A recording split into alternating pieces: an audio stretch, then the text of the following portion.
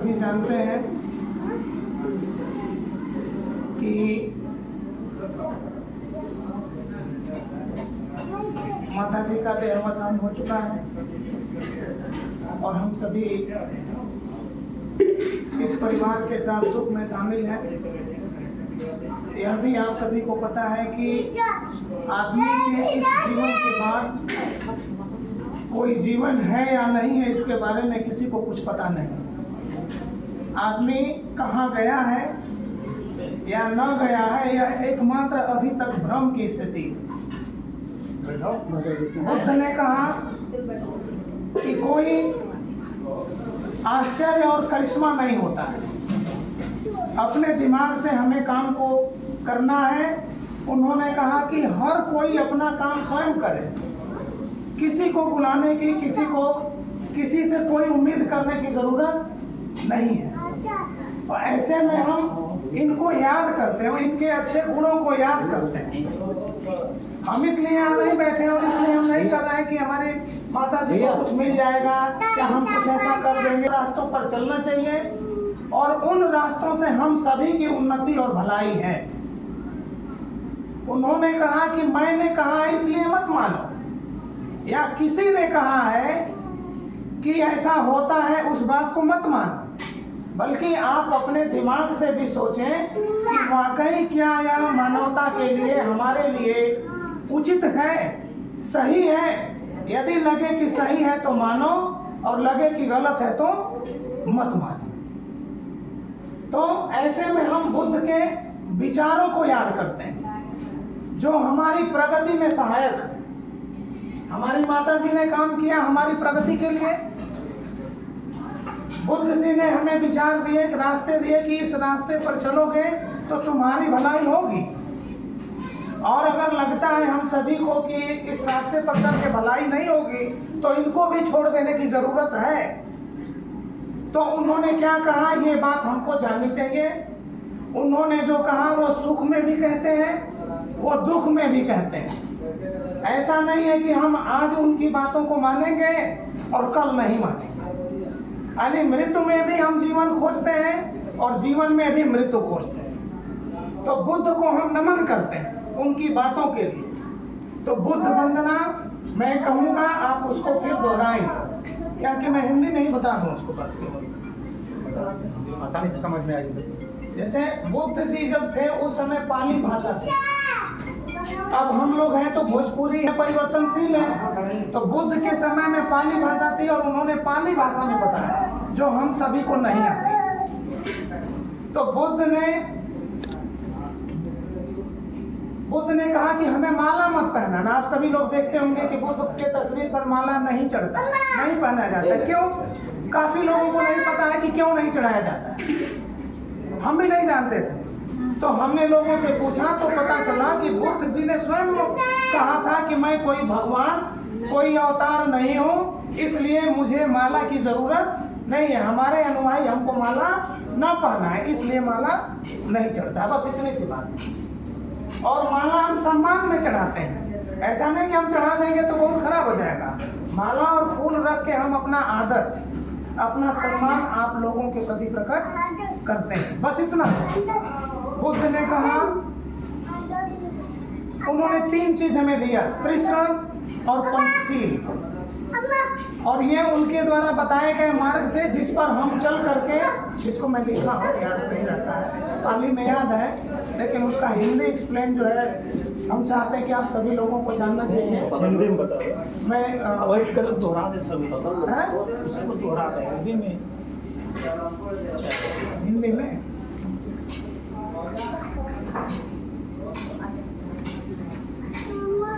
बुद्ध की वंदना होती है, प्रार्थना नहीं होता है। इसमें बेसिक फर्क समझिए। स्कूलों में प्रार्थना होती है, हम घर में प्रार्थना करते हैं, लेकिन बुद्ध की वंदना होती है। तो प्रार्थना में क्या होता है?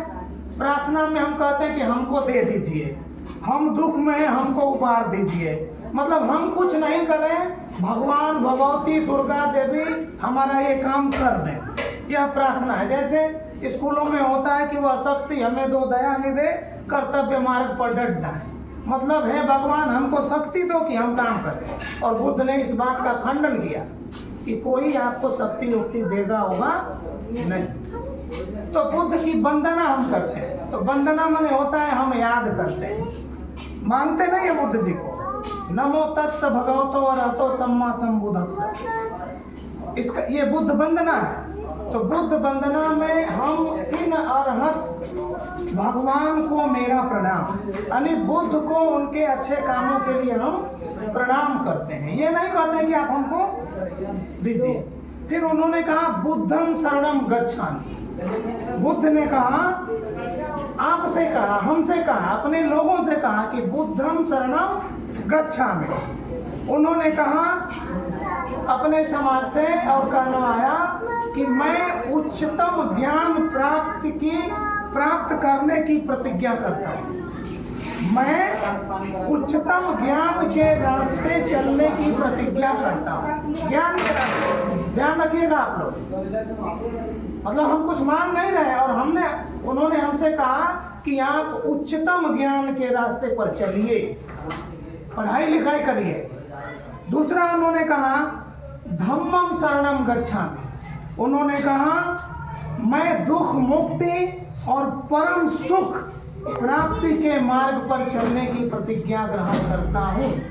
मतलब दुख मुक्ति के लिए, अपने समाज के दुख के निवारण के लिए काम करूँगा, और दुख का निवारण करके जो सुख आदमी के जीवन में है उसे भी प्राप्त करूँगा।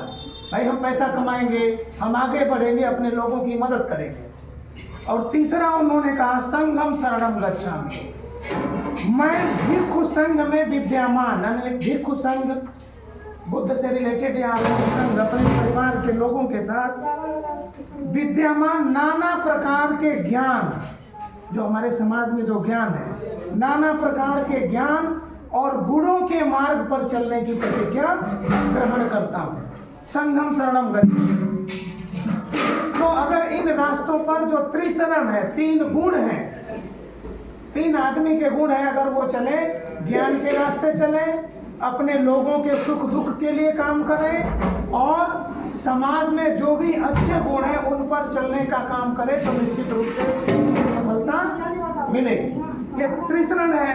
पंचशील उन्होंने बताया, 5 गुण भी बताए कि 5 गुणों पर हमें चलने और 5 गुणों को रखने की जरूरत है, चाहे सुख हो या दुख हो। उन्होंने कहा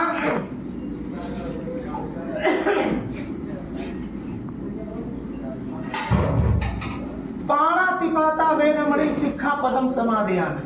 पहला गुण उन्होंने कहा कि मैं किसी भी जीव सत्य की हत्या या हिंसा अकारण नहीं करूंगा।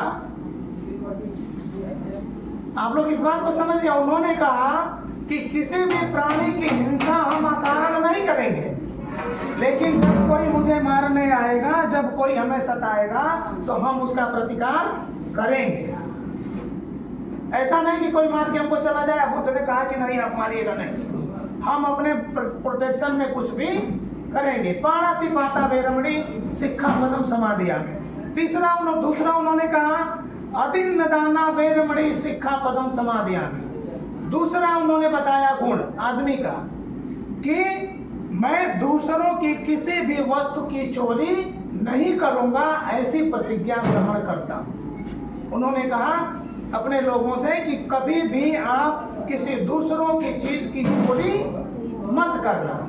तीसरा उन्होंने कहा कामेषु मिच्छाचारा वेरमणि शिक्षा पदम समादियामि। किसी भी काम तृष्णा से वशीभूत होकर मैं कोई अनैतिक व्यभिचार नहीं करूंगा।